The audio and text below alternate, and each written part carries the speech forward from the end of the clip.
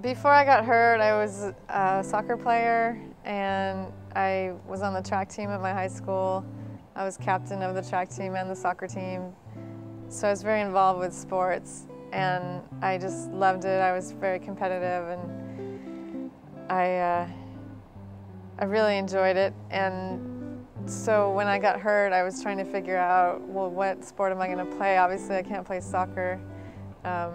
And I tried a few different things. I tried basketball, tennis, wheelchair racing, and I just fell in love with tennis. I thought it was so much fun to hit the ball and to push around the court, and I got very involved with it. I started playing several times a week, and then as soon as I finished my graduate school, I pretty much went on the tennis tour full-time, started traveling around the world, playing all these tournaments, maybe 20 tournaments a year, practicing 5 or 6 days a week, lifting weights, you know, the whole thing. And it was so exciting for me to get involved with that. I felt like that's when I started really looking to the future instead of to the past, and I was just so happy with what I was learning and what my body could do,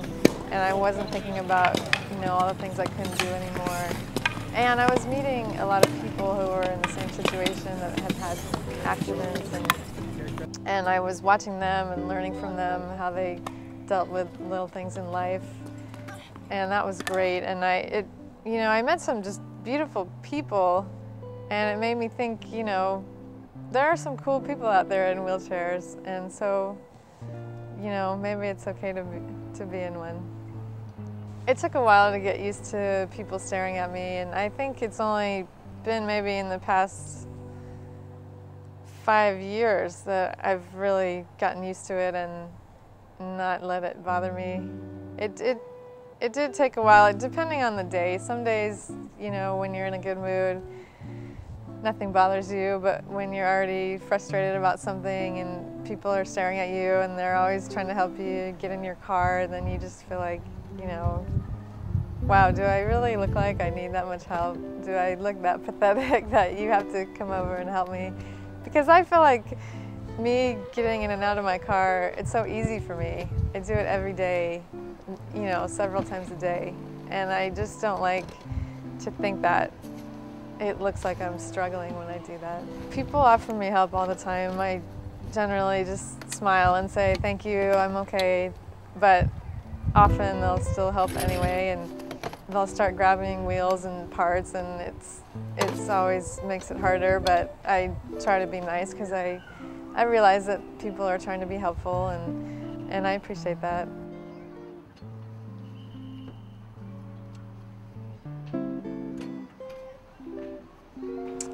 For me, it was very helpful to meet people who had spinal cord injuries also and get to know them, and I learned a lot from them, just watching them and talking with them about their lives and how they do things. That was a huge help, and it made me feel a lot better about being in a chair, because in my small town, I think I was the only one who had a spinal cord injury, and it's very isolating, and you feel like you're the only one going through this. But when you meet a lot of people who have gone through similar things, it really makes you feel better about it. To someone who's newly injured, my advice would be try to stay positive as much as you can, but make sure you let yourself feel all your feelings and deal with all the emotions that you have. If you try to just ignore your anger or your sadness, it's going to come up later. So it's better to deal with it, I think, in the beginning and just get through it and move on. But definitely try to be positive. There's so many amazing things you can still do in a wheelchair, and you can have a wonderful, exciting, fun life. But it does take some getting used to, some planning and some adjustment. So I would just give yourself some time to go through that. Mickey K. My injury was November 23rd, 2004. Some of the main challenges that I've faced after my injury are mostly mental challenges in accepting the fact that there's a lot of things that I did before that I'm not going to be able to do again, at least not right now. You know, maybe I'll get better, maybe not. But there are a lot of things that I can no longer do. With a lot of sports that I used to play, I can't do it. You know, my friends and I always used to go hiking and things like that, and I can't do that.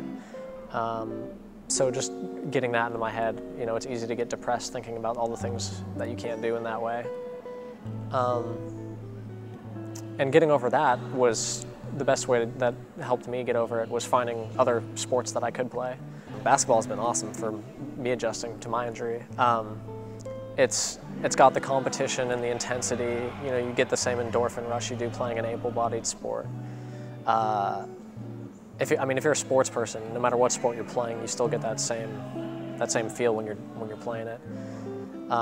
And just doing something where your mind is occupied in that way, it takes your mind off other things you might be worrying about, you know, similar to other sports people play.